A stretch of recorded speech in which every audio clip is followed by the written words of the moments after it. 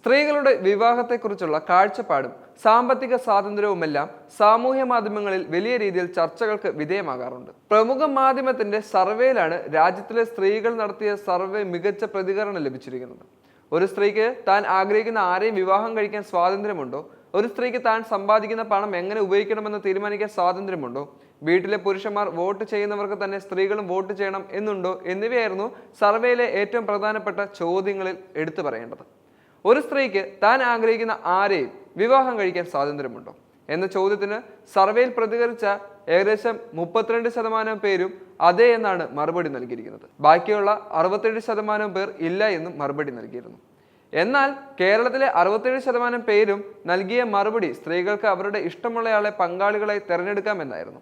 അതേസമയം ഛത്തീസ്ഗഡിലെ 92% പേരും സർവേയോട് പ്രതികരിച്ചത് സ്വാതന്ത്ര്യമില്ല എന്ന് തന്നെയാണ്.